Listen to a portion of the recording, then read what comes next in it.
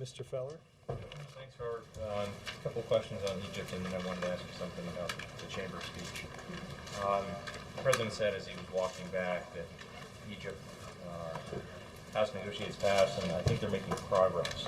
Can you elaborate a bit on his thinking? Where specifically does he think they're making progress? Well, I think, Ben, what the president was referring to is that, as you heard him say on Friday, that we have the beginnings of a process that is taking place, a process that we know has to include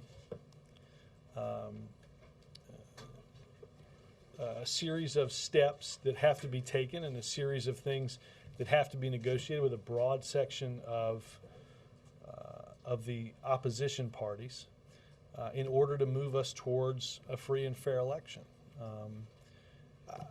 I think that we will, meaning the world, and I think that most importantly the Egyptian people will evaluate where we are in terms of the steps that are being taken in order to see the words that are spoken about meaningful change actually result in some concrete actions. I think that's what people are looking for. Words are not enough. It is actions toward a meaningful change that the Egyptian people are most looking for. This thing, as you know, has changed by the hour, so the president, as we stand today, is optimistic about how the process is headed. Well, again, optimistic, and I think it's important in a couple things, because I think what you just said is very important, that this thing does change very quickly, hour by hour. Understand, if you take half a step back, what we've seen happen over the course of 10 to 14 days.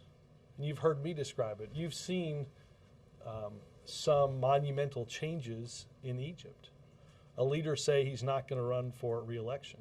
A leader say that his son won't be running in his place for election. The appointment of a vice president and the tasking of that vice president to lead a process to result in a free and fair election. Many other points along the way, but I think that is important. Again, the most important thing is that there has to be a process toward meaningful change. That we have to see, again, the government sit with a broad cross-section of society that makes up, when I say the opposition, people that aren't in government, to get us toward the free and fair elections that we know ultimately will be a result of this. I wasn't entirely clear from the president's comments yesterday as it relates to the Muslim Brotherhood, whether in that broad spectrum you're talking about, he is comfortable with that group being part of the conversation, in fact, whether he sanctions that. Well, Ben,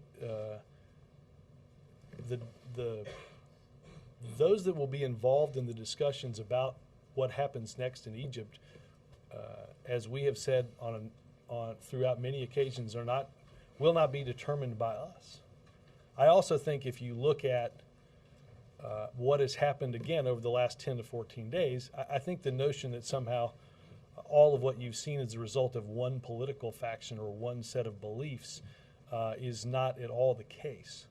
There are a whole host of elements throughout Egyptian society not represented in its current government, seeking the rights that we've enumerated in here that they have sought, that want to be part of this discussion. And quite frankly, we strongly support democracy in Egypt. But hold on, let me say this. But democracy is, again, I said probably more than a week ago, democracy is not one group hijacking a process so that they can take power from another group that they didn't think fairly represented their views and their rights. That's not democracy. Democracy has to be a broad section of people that are represented in what would be a free and fair election. Well, the reason I asked in particular... And I think it's important, one more interruption, and I think it is very important to restate, as we've said many times, we will be a partner to a government that does exactly what I described, and we would expect that that partner would uphold particularly the treaties and the obligations that the government of Egypt and ultimately the people of Egypt have entered into. Did I just... I'm asking in particular about the Muslim Brotherhood because in his answer yesterday, the president acknowledged, I don't have the exact wording, but there's an anti-American strain Sure. to some of their thinking. So the American people might look at that and say, well, where does this president stand if that group is going to be involved? Look, again, who is involved in the larger process is up to the Egyptians to determine. Understanding, again, that the only... I think it would be horribly inaccurate to simply say that there are two factions in Egypt. One is the Muslim Brotherhood and the other is the government of Egypt.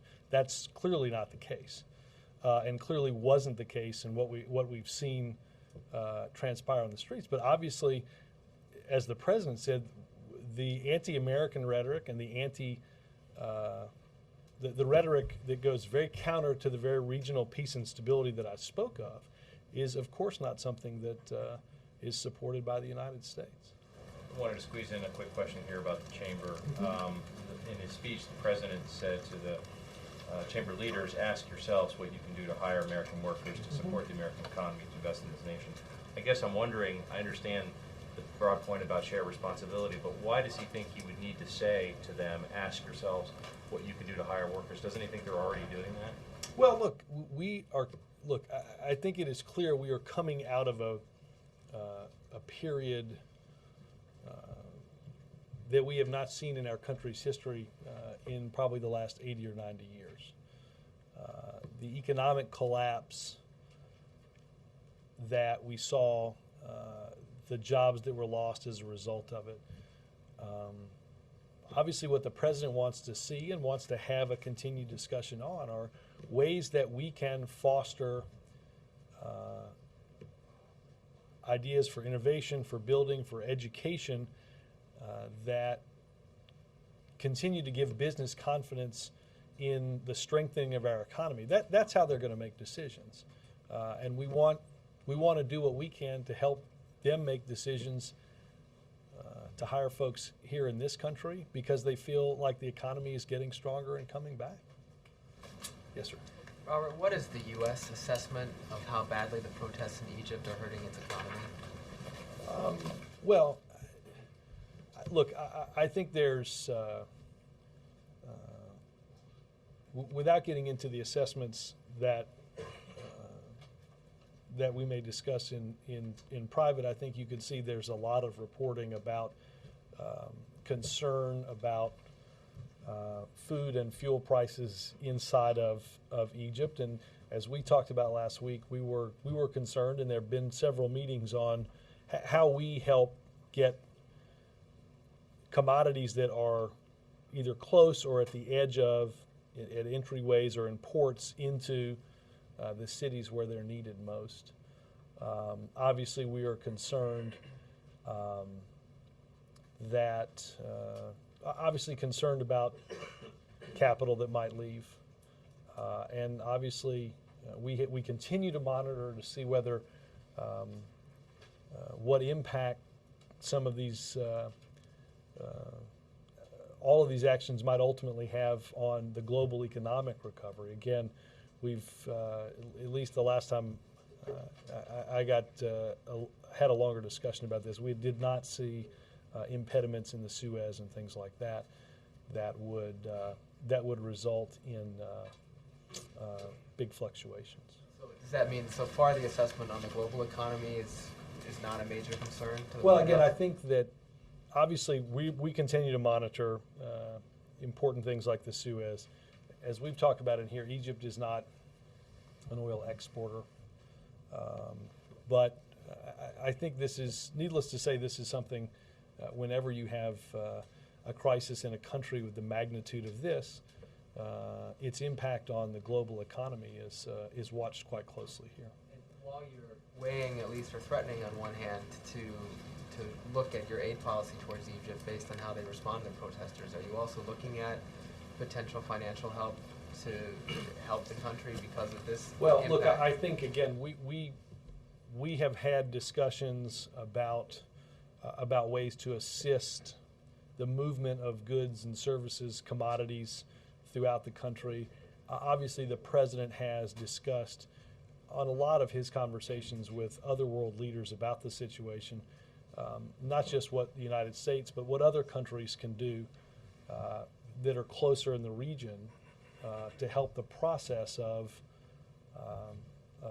business and commerce. Obviously, you've got banks that are opening back up again and the such. One question on the chamber, if I may. A lot of people from the chamber were hoping or expecting that the president today would outline some kind of a specific way forward for the Panama and Colombia trade pacts. Why did he not do that? Well, we be patient. That's all I would say. I mean, I think. Look, and let me expand on that a little bit. I mean, we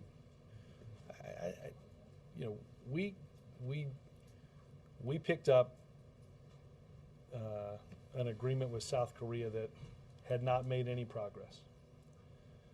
We spent a lot of time working on that agreement to ensure that all of the stakeholders felt like it represented the best interests of this country.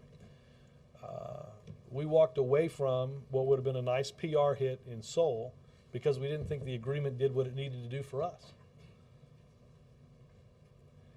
Only to come back and get an agreement that we thought was even better, which then got stakeholders from the left and the right, liberals and conservatives, business and labor to support the agreement that we did come up with. I think the president believes that is a model for moving forward on other trade pacts like Colombia and Panama, and as for that, I'd stay tuned. Does that model have a timetable? We'd like to move forward, and those are discussions that are beginning. The Congressman Issa has solicited suggestions from industry about regulations they feel are impeding job growth per the president's op-ed in the Wall Street Journal a few weeks ago. Has the president pinpointed any regulations he feels like can be changed immediately or in the short term so as to help with job growth, and has the White House reviewed any of these regulations that industry is asking be lifted? I don't know if there's an update on what our op-ed was a couple weeks ago, Jake. I can certainly check. The president, and I think he mentioned it again today, a review process that goes through and looks at outdated or unnecessary regulations. At the same time, we have to balance that with, as the president said today, sensible standards to ensure safe and clean drinking water and safe and clean, the safety and cleanliness of the air that we breathe in order to create, again, some sensible standards for to protect our families. So let me see if there's an update on what the president wrote about. Okay. A couple of weeks ago, Axelrod told me in an interview that the president had been confronting, that's the word he used, Mubarak directly over human rights and political reforms. And that was the strongest word you guys had used to date to describe those conversations. Usually it was just done in a readout that said that the issue was raised. Can you elaborate a little bit more on how confrontational the president has been with Mubarak? Let me get some guidance on NSC. Again, I think this is a topic on human rights, on democracy, on freedom of assembly that the president has had on a number of occasions with President Mubarak. It's brought up in virtually every bilateral meeting that I'm aware that our country has had with at any level with the Egyptian government. I think you saw a pretty clear statement about elections that were held last year, and a pretty clear statement in opposition to in our opposition to their decision to continue emergency law. One of the things that has to be looked at in the process of negotiations that's going forward now. So again, I don't know that I'd ever get Jake into reading out with some specificity the the tone or what have you, but I can assure you, as those readouts have said, that you guys have gone back into your emails to look at. We've been clear with President Mubarak and the Egyptians about what we needed to have happen, and that is true not just of this administration, but many of these arguments have been made for many years by other administrations. Right, but bringing it up with just words is one thing. You guys, since this crisis began, have dangled out the prospect of reviewing aid to Egypt depending on how the government deals with this crisis. That's an action to threaten to withhold aid if certain steps are not taken. Was that done in the previous? Oh, can I just one final thing? Just apparently the Google executive Wael Ghanim has been freed. Google sent out an announcement. I was just wondering if you guys had any response to that, or if you guys were involved in that in any way. Let me check with NSC on whether or not we were involved in that. Yeah, is President Mubarak president in name only? I mean, it seems as if the United States is behind the vice president as leading this transition process. Well, the vice president has been tasked by the president to lead this transition process. But I think it's important to understand this is about a process, Dan. This isn't about a series of personalities. This is about ensuring that we have meaningful actions through negotiations between the government and the opposition that lead us to free and fair elections. Again, I do think, again, as I said earlier to Ben, stepping back and understanding we have a vice president for the first time in almost 3 decades of President Mubarak's leadership in Egypt. He tasked Vice President Suleiman with the process of working through these changes, and I think it was clear when the president said yesterday that Egypt has let the world know they're not going back, and our policy is obviously to move Egypt forward. And how does the White House then view him as President Mubarak? Is he still the leader of Egypt, the go-to person for the administration, or you're dealing mainly with the vice president at this point? I would say I've not been apprised of any leadership changes in Egypt. Obviously, President Mubarak has resigned, I think on Saturday, his leadership position, as his son did, in party politics. Then we have conversations with a whole host of players throughout the Egyptian government. And it's important that the leadership of Egypt is not going to be determined by us. It will be determined by the Egyptian people. And what the Egyptian people want to see most is a meaningful process that brings about these changes. They're going to be the judge of whether this process is moving at a pace that's required. And we want to see that process move forward. You heard the president, again, not just say yesterday, but say on Friday, the transition has to begin now. Just to follow on Ben's question about the Muslim Brotherhood, I know you keep insisting that this is something for the Egyptian people to figure out. It's not for the United States to interfere. But would the White House be comfortable with the Muslim Brotherhood playing a significant role? Yeah, obviously, as I said, we have significant disagreements with. We have not been in contact with the Muslim Brotherhood. But Dan, the United States doesn't pick leaders of other countries. Right, I'm not talking about picking them, but would you be comfortable if they took on a leadership role? Look, we have said in other countries in the world that becoming part of, you have responsibilities if you become part of the government, to adhere to the agreements that government has laid down, to adhere to the rule of law and to the Constitution, and to adhere to nonviolence. Obviously we have many disagreements with the rhetoric of some of the leaders in that organization. May I follow Wait, one other thing on Sarah Palin. Any reaction to the remarks that she made about Egypt being the president's 3 a.m. call that went to an answer I machine? got to tell you, I read that answer several times, and I still don't really know what I still don't really know what she said. Go ahead. Do you have anything on the reports over the weekend and more today about Mubarak possibly going to Germany? Or None that I'm aware of. you're not aware of discussions going on about that? I have nothing to report on that, no. Could you tell, what is the president doing in terms of calls? Is he still making calls? Is he I making don't calls believe the today? president has made any calls today. I think Tommy read out the latest calls from over the weekend.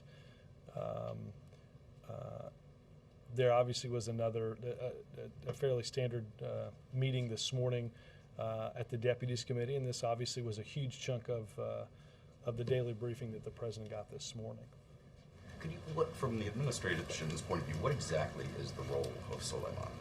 And The role of Soleiman is, he is, as I said to Dan, he is the individual tasked with the government's part of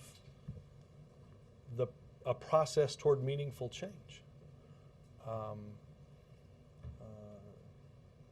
And that change, the change that ultimately leads to a recognition of rights, a renouncement of the emergency law, and the emergence of free and fair elections. Again, this is about a process. It's not about a personality. And it is important that the people see progress toward that meaningful change, just as it is important that those in the opposition take part in this process and put forward what they want to see come out of this, so that there is a meaningful discussion and meaningful negotiations about what Egypt is going to look like going forward, because as the president said, it is clear Egypt is not going back to what it was. on yesterday's interview before the Super Bowl, did the president have any feelings about it afterwards? Did he express any? No, I think he was eager to get to the. I think he was eager to watch the game. How about you? What did you think about it? I was also eager to watch the game. Has the White House received a readout to precisely which opposition groups have met with the Egyptian vice president? Obviously, we get some update on who is involved in the process. Do you know? But again, I want to be clear. It's not for us to determine who should and shouldn't be involved in that process. For the process to be a legitimate process, it has to include a broad cross-section of those that are in Egyptian society, in Egyptian civil society, and not involved in that government. And this is a process that is going to be at times bumpy, because when for 28 years you have had one leader without a series of, without really a robust opposition, it's going to take some time to work this stuff out. But I think what is important is that process, as the president has said, the process has to begin now. The process has to move forward. And the people in Egypt will know whether that process is moving forward at the pace that they need it to move forward, and that whether or not the concerns that have brought them to Tahrir Square are being addressed. And I think that's what the world is watching. Do you guys feel like you have an accurate way of assessing what the average Egyptian believes or wants at this point? I mean, we've seen obviously certain people who are anti the government take to the streets. We've seen some people perhaps on the government payroll on the other side of the street. I'm just wondering what the average Egyptian who's going about his or her day, do you guys feel like you have a way of assessing what they're thinking at this point? I think that one of the things that the embassy, and we've talked about this, one of the things that the embassy is tasked with and does well in Egypt is to have conversations with a broad cross-section of people in Egypt. People, and this isn't just potential or people that are just focused on government. Obviously, there's business, there's cultural, there's a whole cross-section of people that are important for us to communicate with, and those are primarily done and done fairly routinely out of the embassy, out of the embassies that we have around the world, and I think our ambassador there is doing a remarkable job. On the chamber, real fast, on the efforts to lower the corporate tax rate, the upper tax rate from, I guess, 35 to 28, I'm wondering how far along in the process are you guys at this point? Is everything still on the table being considered? Because obviously you want it to be deficit neutral, right? So, and I think this is, I think, Mike, what's important is that this has to be an open process that that is one that, and I think you heard the president discuss it clearly today, that those involved in this structure and this system take part in. You've seen, as a result of some meetings that we had at Blair House, discussions that Secretary Geithner and others have had. I think we're in the midst of this process and hearing from stakeholders about their ideas. Chuck. Rob, I know tactics are changing all the time. What is our policy toward Egypt right now? How would you describe our policy toward Egypt? Our policy toward Egypt is we watch and we are strongly encouraging the process of meaningful change transpiring, resulting in a more open, a more transparent society, a more responsive government, one that the United States can continue to partner with, one that results in a process that results in free and fair elections, and one that is democratically elected. If Egypt's not an ally or not as good of an ally as it has been, is that a policy failure? Or is the goal Chuck, always try to I think that is, fix that? I don't think it makes a lot of sense to get into electoral hypotheticals. Our focus is twofold. One, to continue to speak out against the violence. I think we're going to see more and more of this. I know you all are probably more so aware of this than because these are your colleagues that are coming back who we saw were targeted and beaten last week. Obviously, those type of actions can't continue. Violence cannot be the response from this government to the cares and concerns of its people. And our energy right now is focused on doing what we can to encourage this process of change along. Again, it's going to be bumpy. It is going to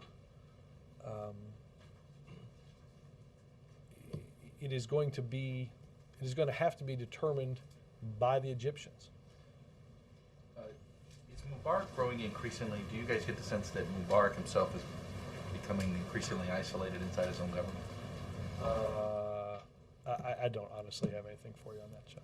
And you said definitively there's been no American government contact with the Muslim Brotherhood. Last week you sort of left it open that we were reaching out to a broad section.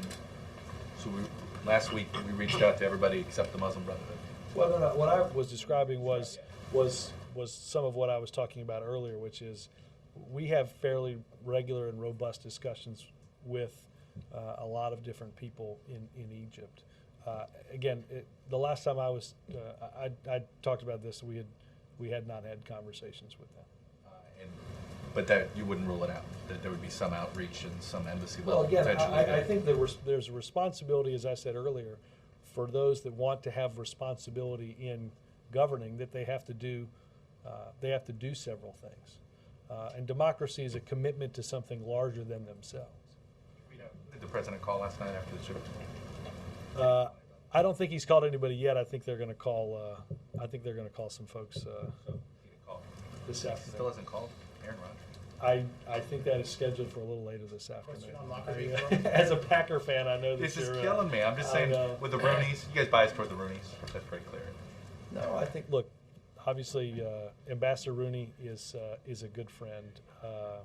It was a good game. I think the president.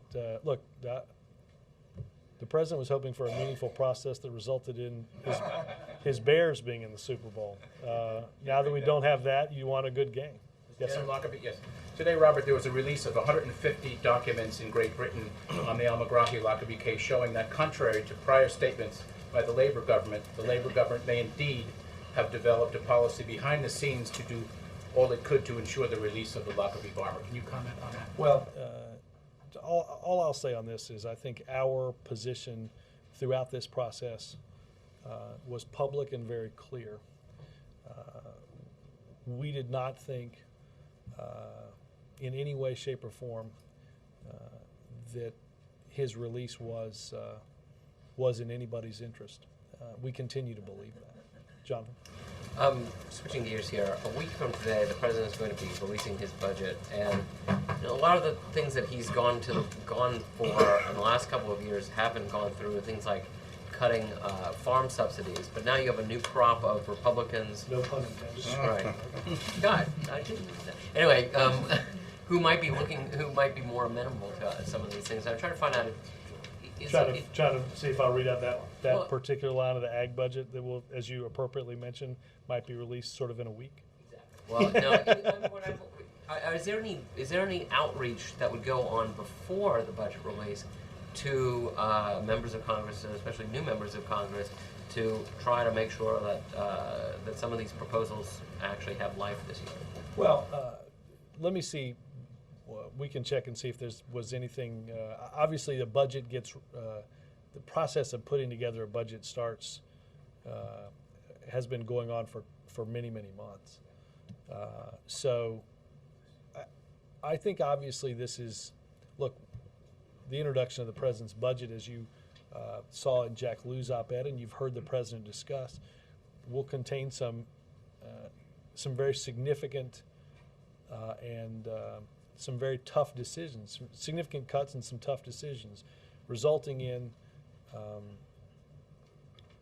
the 5-year non-security discretionary freeze, about $400 billion in cuts, and will result in our government spending the smallest share as a percentage of GDP going back to the Eisenhower administration. So we've made some significant cuts, and the truth is this will be an ongoing process and an ongoing discussion that will be had over the course of many months. The president is anxious to hear from Democrats and Republicans. We understand we have to make some serious changes in our fiscal policies going forward. So does that mean that the 5-year freeze is what we should be looking for as far as tough decisions, or is there anything beyond that regarding? I do appreciate how everybody puts out ideas and then they're quickly cast aside. It's a $400 billion 10-year idea that takes us to the smallest share of government spending as a product of our GDP since Dwight D. Eisenhower was roaming these halls. So I think just to throw that off as well, so do we already know what's in it? You'll get some more specifics, but obviously that is that's the top line of what you're going to see. And was Jennifer Lopez sufficiently interested in the game last night? I think a good time was had by all, unless you were a Steelers fan. Mark. Robert, did the White House solicit an invitation from the chamber to address them today? I don't know the exact process. I think they invited us, but I can double check on that. And on Egypt, does President Obama see any merit in what Frank Wisner said over the weekend? I want to be clear that, as I think many of us told you, former Ambassador Wisner is not an employee of the government. He was, based on his broad experience in Egypt, asked by the State Department, and I would direct you to the State Department on the specifics of anything regarding him, to travel to Cairo and have a specific conversation with President Mubarak. He did and reported that back to us. But his views on who should or shouldn't be the head of Egypt don't represent the views of our administration. The views of our administration are that those are decisions that will be made by Egyptians. Can I follow up that specific on that? Sure. Were you aware that he works for Patton Boggs, which represents the Egyptian government and the Egyptian military? Again, I would direct you to my friends at the State Department who brought this recommendation to us. I follow on that also. There. Unless you, Cheryl, I don't know that I'm going to add much to the fact that you should talk to our friends at the State Department. But there has been considerable criticism of the Obama administration and the president for sending him, in light of Patton Boggs' ties, business interests in Egypt. And I'm wondering, do you think let me ask the question, and then you can say you're not going to answer it. I'm almost sure I know what you're going to say, so I'm just shortening the great experience that you and I are having today. I will say this again. It's my understanding that the State Department selected him based on his experience with Egyptian policy. Again, the specifics of what you were just said and what you were just about to say, I would reiterate for the third time that there are many good people over the State Department that have answers to those questions. My question is, in the future, do you think you might consider these kinds of business interests more seriously before sending such an envoy? Do you think it's a problem or a conflict in any way? Please call the State Department, Cheryl. In terms of, I believe Mr. Biden has called Mr. Sullivan twice now. Safe to say that Biden has the Sullivan brief? Well, I think there's a counterpart to counterpart, vice president to vice president call relationship. Any calls from President Obama to Vice President Sullivan in the, no? No. And then one final call question. The President call or hear or know of Jane Harmon's decision to leave? Not that I'm aware of. I think some people may have known that she was interested in that position, but I don't know that. I can check on with OLA and see if there was anything on that. Maura? Robert, just a question on the chamber speech and then Egypt. When he's talking about the $400 billion over 10 years, that's net after he's made the investments he wants to make and paid for them. And is that correct? The $400 billion. Again, there's a. We all understand we have to cut spending, and as you freeze the level of spending over the course of 5 years at a certain level, you're still spending X amount of money. So inside of that money, you can cut some and add to others. But the baseline is a freeze. Okay, but in terms of cutting some and adding to others, he said he's going to make room for the new investments he wants, and they're all going to be paid for. Will the budget on Monday explain how much all of these are going to cost and how he's going to pay for them? The details on next year's budget will be released next week. But he hasn't given any indication of how much this stuff is going to cost except for $50 billion for infrastructure. But that's all going to be revealed. Okay. My question about Egypt is when you talked this weekend about how there shouldn't just be two factions, or we shouldn't look at it as just two factions, Muslim Brotherhood or a repressive government. How much influence does the United States or does the president feel he has to encourage third, fourth, or fifth options for Egypt? Well, I think we have, and we continue to reiterate, that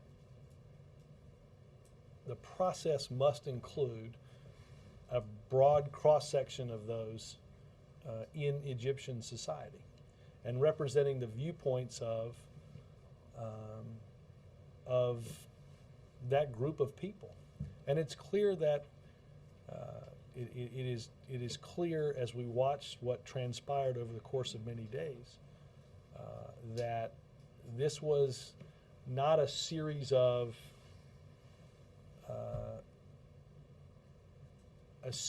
protests organized by one group.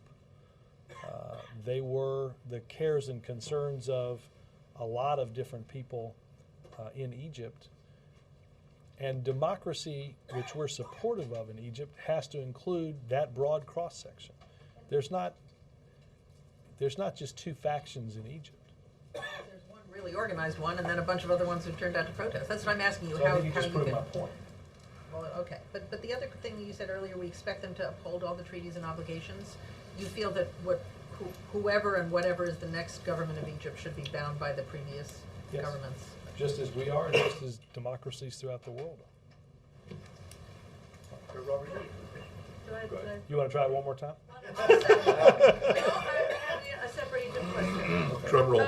Currently, Vice President Suleiman has made remarks on Egyptian television that Egypt is not ready for democracy, that it may not be time to lift the emergency law, and that the protest movement is fueled by outsiders looking to undermine Egypt. And the question is, has the administration spoken to him about these statements, challenged him to explain them in any way? I don't know that there's been any contact with Vice President Suleiman today, Cheryl. Again, I don't need anybody to call the Vice President of Egypt to know that our government and many past administrations have believed strongly that the emergency law needed to be lifted. It is quite clear that what we have had in Egypt for 3 decades is not what we're going to have in Egypt moving forward. So the notion that Egypt isn't ready for democracy, I think, runs quite counter to what we see happening in Tahrir Square and on the streets of cities throughout the country of Egypt. It is incumbent upon the government to play a meaningful role and to encourage a meaningful process. It's clear that statements like that are not going to be met with any agreement by the people of Egypt, because they don't address the very legitimate grievances that we've seen expressed as a result of these protests. Thank you. Robert, you can sort of look at this as a follow-up. Actually, you've said a couple times that it's not a matter of personalities, it's process. But isn't the point that a lot of the demonstrators are making that it is personalities, and that whatever process begins cannot be legitimate if Hosni Mubarak is still in power and pulling the strings? Right. But Why are you taking sides against some of the no, demonstrators? No. Because I think, quite frankly, Mark, I don't think it's. We want to see this process move forward. We understand that there are a whole host of things that those that seek recognition of human rights, legitimate rights, want to see. We've heard the government and the people discuss constitutional changes that they need or would like to see before we get to free and fair elections, and they're important. But I think it's important that we can't see meaningful progress if one side is as where the Vice President Suleiman's remarks are today, and the other side is, well, we're not going to do anything until everything changes. The process has to be dynamic, and we have to see the government take part in a meaningful way and outline a series of steps and a timeline that the Egyptian people are comfortable with. And we have to see those that are not involved in government put forward a set and a series of ideas of what they'd like to see, so that negotiations can take place and we can move forward. I don't think it's in anybody's interest to have two sides be so far apart and the process be stopped. I don't think that's a process. Now, the leaders, who picks the leaders of Egypt, that's going to be determined by the Egyptians. That is not, and we're not saying, I want to be clear, this government does not come down on the side of, one way or the other, who those leaders are. That's a process for the Egyptians. By saying that it's not, you don't really, that you're indifferent to the personalities, it's the process involved. Are you not taking sides against many of the demonstrators who said the process needs to begin with Mubarak leaving? Well, no, because I think I was pretty clear about what the government just said as being unacceptable as well. But again, I guess the point I'm trying to make, Mark, is that if one side says we're not going to change at all, and one side says we're not going to participate until everything changes, you're going to simply have a very static situation. And I think what is important is that, hold on, can I come to you?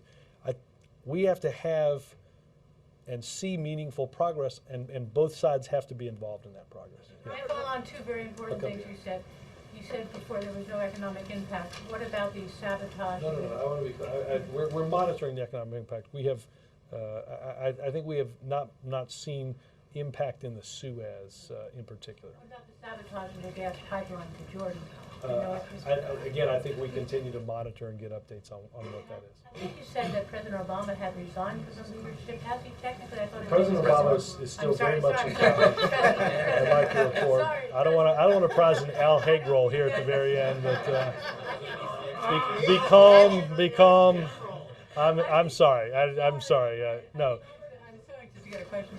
I think you said President Mubarak has resigned from the leadership of the ruling party, which I think was announced on Saturday. Well, I'm not sure. I thought his name was still on the announcement from the ruling party. I think he resigned that on Saturday along with Gamal. Yes. Robert, what did the president think of his reception at the Chamber of Commerce speech? I didn't speak with him directly about it. I think.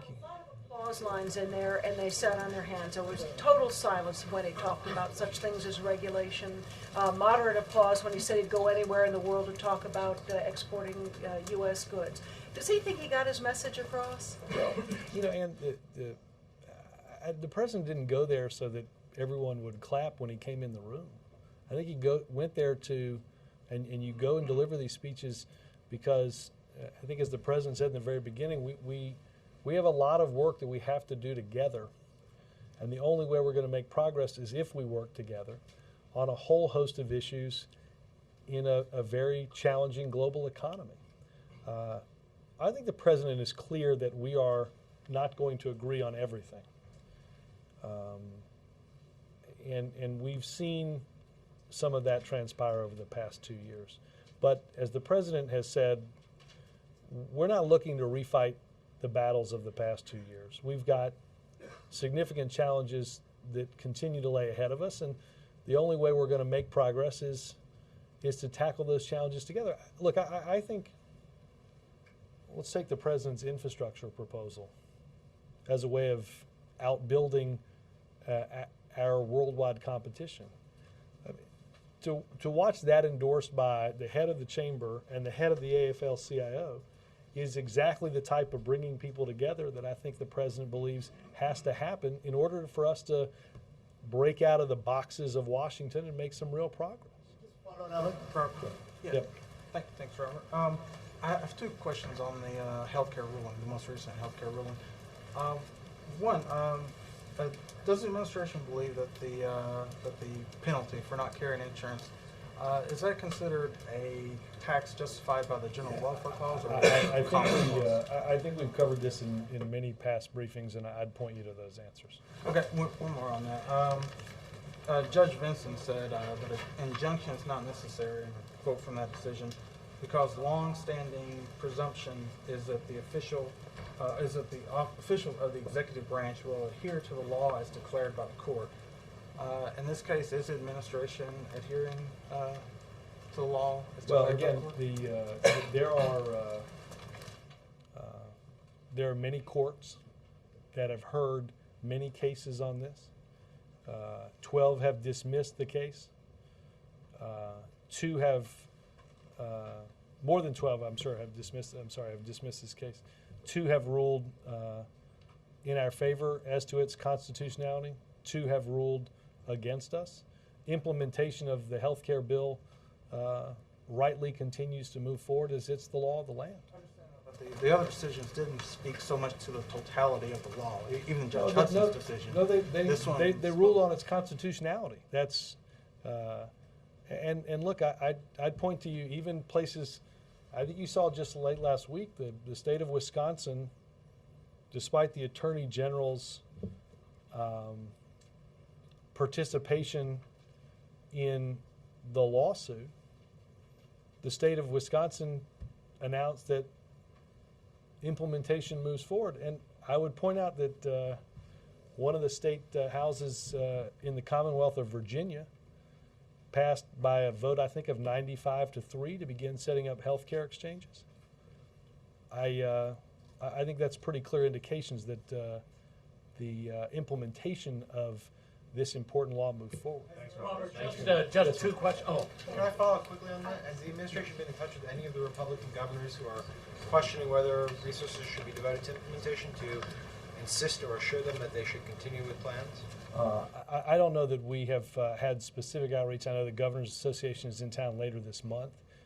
But our policy has and continues to be that implementation, Sam, moves forward. Anything else with that?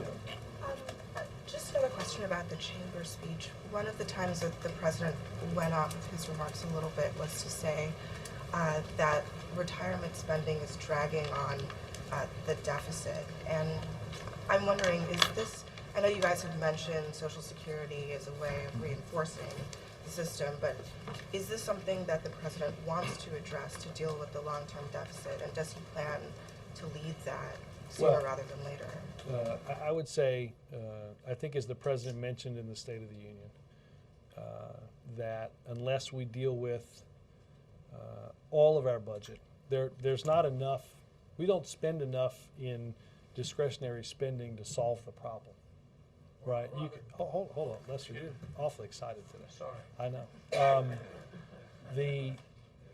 So unless or until we deal with, and look, I think the steps that the president took in healthcare clearly have an impact on the long-term deficit. That's why the CBO said repealing healthcare would cost more than $200 billion in the next 10 years, and certainly cost more in the 10 years after that, because you're changing the arc of healthcare costs and healthcare spending. So I think there's no doubt that this has to be a process that's dealt with, but it also has to be a process that everybody is involved in. I don't think we're likely to see big changes around that unless all the stakeholders and across the political spectrum are involved. Thank you, Robert, just two questions. I think she's got a follow-up, Lester. I think you're next, so just, there you go. All right. Go ahead.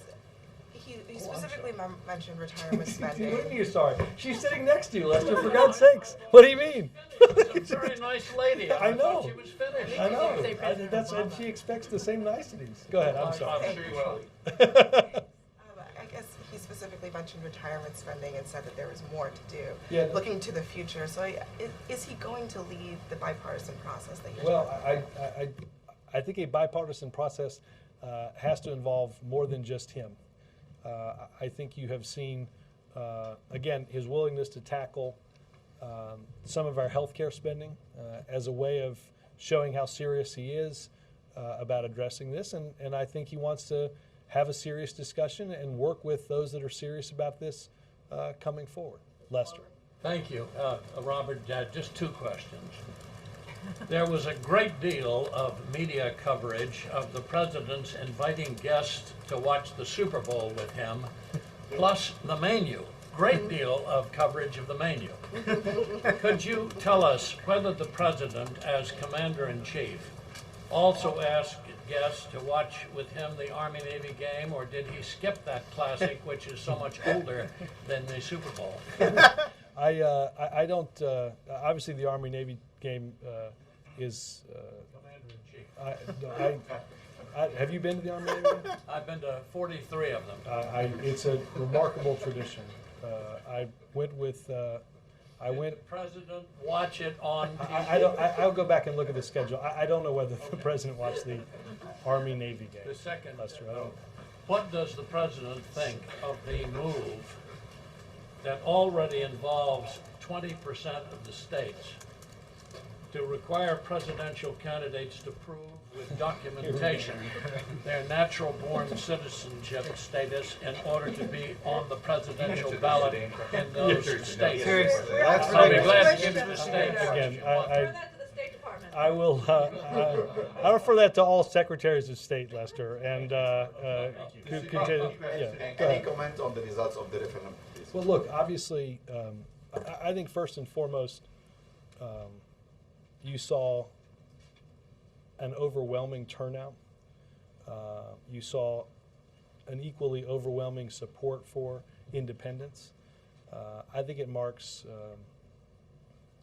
a new day in the region, and it is something that the president and his team have spent an awful lot of time on. And there's still, again, there's a lot of work to be done. But we are heartened by the participation in those who sought their freedom. Sam?